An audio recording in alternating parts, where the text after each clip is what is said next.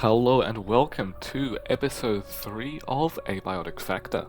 In this episode we will go to Silo 3 to hopefully retrieve the power cells. Waking up at a nice early 12:20 AM, I headed into a nearby room to grab a coffee to start off my day nice and caffeinated.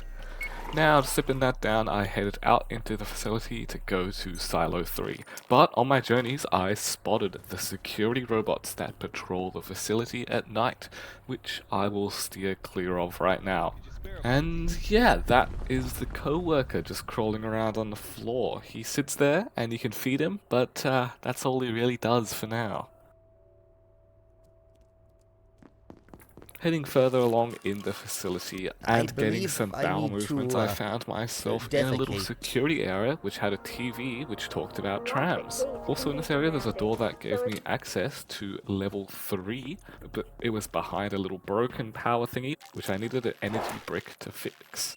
But I wasn't really bothered to do this, so I headed to the back door to level 3.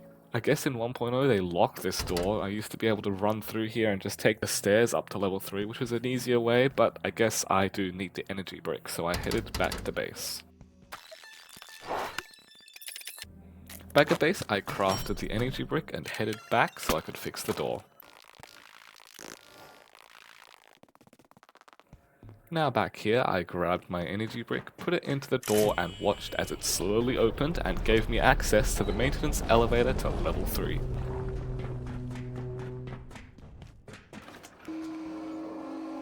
Now at level 3 we get first glance of the first portal we have access to in the game so far. And there's evidence of some creatures shooting down the scientist. There was also a whiteboard here that told me to eat iodine before going into it, so I chowed down on some tablets and jumped into the portal. Welcome to the Far Garden. This place has some weird plants and some anti-verse wheat. Oh, and also that guy that's shooting lasers at another island, I guess. So I crept up behind him and gave him a good smack, which his first attack made me bleed, which was really annoying. So with my health rapidly depleting, I bandaged myself up and tanked a laser beam to the face, which put me really low on health, so I panicked and misclicked a billion times to heal myself, which almost killed me again. So after finally managing to syringe myself to slowly regenerate health, I juked it around a few trees and got a few good hits on it. Now giving it a few more smacks and juking it around even more trees, I was slowly chipping away at its health and finally managed to take it down. So after it fell, I butchered it and grabbed its heart and its drumstick, which I could use for crafting in the future. Now heading further along in the Far Garden, I did see another one, so I ran at it and somehow whiffed a few shots with my spear, which I don't even think you need to aim. I don't know how I missed, but yeah. After missing a few of these, it did manage to charge up a laser beam, which I thought my shield could tank, but I guess it could not, so I did unfortunately die. But it's okay, because you do respawn right at the portal. So after heading back and realizing it was one tap, I butchered it, grabbed my items, and headed further along the Far Garden. Now, at the end of the Far Garden, there was the portal exit, and also on a little podium thingy, there was a Dr. Mann's report. Reporting. Research Director, Gate Cascade Research Facility. Antiverse 2 is an enigma. A world made of worlds. Each of them different, yet seeded with similar life. We know a few certain facts. That energy moves more slowly there, making growth, evolution, and change a more gradual process.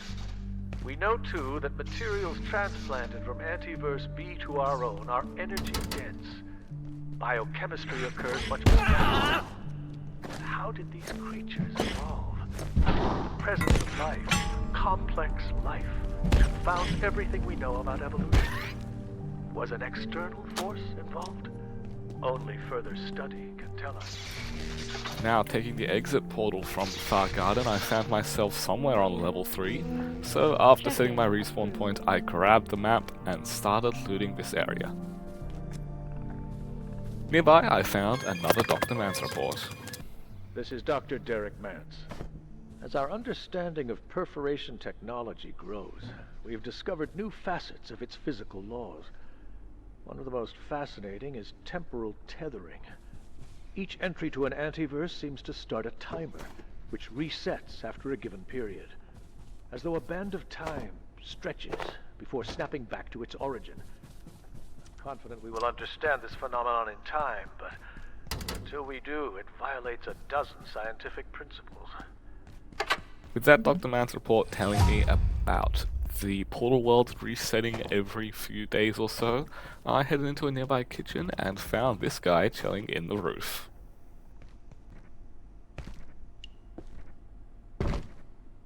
It's not my fault. I work on power cells, not portals. They take them into Silo 3, and I never see them again. So I guess the power cells really are in Silo 3, so that is our next goal for now. Heading further along in this area, I found a computer that had some information of how to hack the blue keypads, and it gave me a recipe for an emitter. There was also information on the laser beam dudes, which I guess are called XORs. Now exploring further, I found another Dr. Mann's Derek report. Mance, Cascade. The first instances of IS-064 appeared barely seconds after our first successful perforation event. It appears to exude a fog or mist that has overtaken Flat Hill entirely. The surviving residents have been evacuated and a cordon established around the town, citing a chemical spill. The residents, not to mention our counterparts at the EPA, are less than impressed. But the knowledge we already gained, even in this short time, is beyond value. Now with that Dr. Mann's report talking about Flat Hill, I don't want to spoil anyone, so I won't talk about it just yet. So I continued exploring level 3 when I found Silo 3 and also Dr. Mayfield here.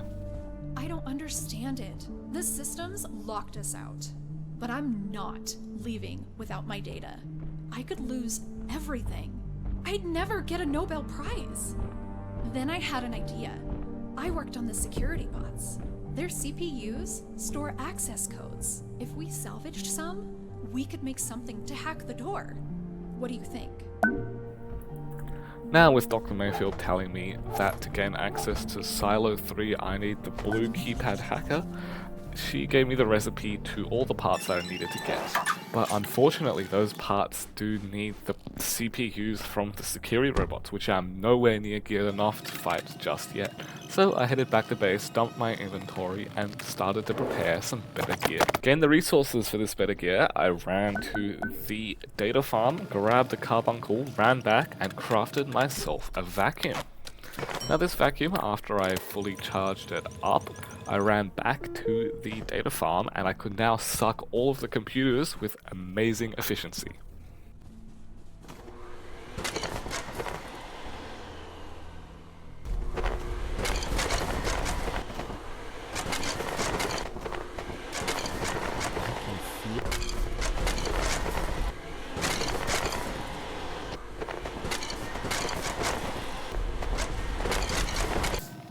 Now after all of that sucking, my back was hurting a lot, so I headed back to base, dumped my inventory, and encountered a ghost or something because that thing's only meant to bounce when I'm on it. And my dude started becoming a bit hungry, so I had a vending machine dinner and called it a night. This sector will be powered down momentarily. If you have not already evacuated the facility, consider this your top priority. Have a wonderful and productive evening. So with the facility's power shutting off for the night, I waited until 9 PM and headed off to bed. So yeah, I'm gonna cut it for an episode here. It seems like a pretty good spot. In the next episode, we will hopefully take down all the security robots and get the level 1 keypad hacker.